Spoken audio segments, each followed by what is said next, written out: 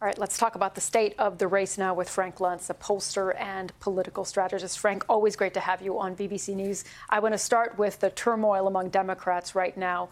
If you look at where things stand after Joe Biden's debate performance and the interview that he did on ABC News, what do you make of what the polls actually say about how voters see all of this?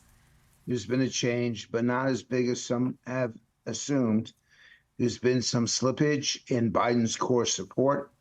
There are particular groups within the Democratic Party, who are usually Democrats, who are now giving Donald Trump another look because of their disappointment with Biden's performance in the debate and in the interview on ABC News. Most specifically, younger Black men, about a third of them now support Donald Trump. The Latino vote, the Hispanic vote, roughly 45% now support Trump. That number typically for Republicans is at 35%. Union members have moved to almost 50-50. The non-governmental unions, Republicans never do that well. I realize it's a long response to a very specific question, but we can see this movement. And now in those key swing states of Pennsylvania, Wisconsin, and Michigan, Donald Trump is either tied or even leading Joe Biden, and that was not the case before the debate and before the key interview. Frank, I think it's a really interesting response because, we see the Biden campaign team saying that it is precisely those voters, so union voters, Black voters, who serve as the backbone of his bid to become president again, and that it's really just, people here in Washington, the media, who are painting this to be a rising call for Biden to bow out. Well, to some degree, they're correct. But you have seen this slippage, and it's not a huge number. But that's because there's only 4% of Americans who are truly undecided. Just as Trump lost about 2% when he was found guilty of felonies, he gained that 2% and a little bit more back after the debate. But that's it. I will say to your viewers right now that Trump has a clear lead in the Electoral College, has a small lead in the popular vote.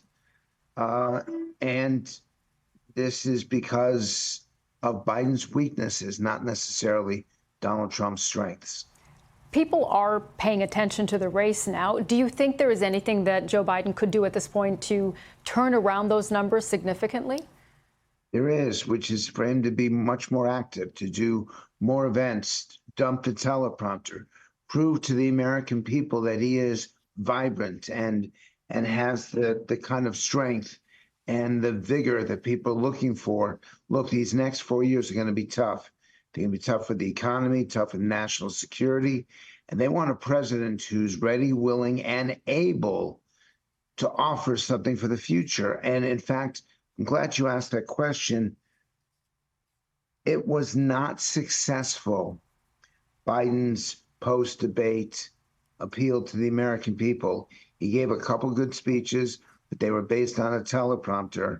And his attempt to win back those core voters by demonstrating that he really is active and engaged and involved, he didn't do as well as he wanted to. So in the end, I do believe Joe Biden is staying. In the end, he's not convinced enough people that he's not ready to be the Democratic candidate. He does stay, but he is weaker today politically and electorally than he was 14 days ago. And Frank, just really quickly, we've got about a minute left. What about Donald Trump and all of this? He's been relatively quiet since the debate. Is the strategy just to let the Democrats undo themselves? When your opponent is in the process of destroying themselves, the smart strategy is to keep quiet and let that destruction continue. Donald Trump is genetically incapable of remaining quiet. And of course, the Republican convention is going to begin in less than 7 days. So the focus will turn to Trump. What's interesting, the candidate who the spotlight is on, is the candidate who's almost always having trouble.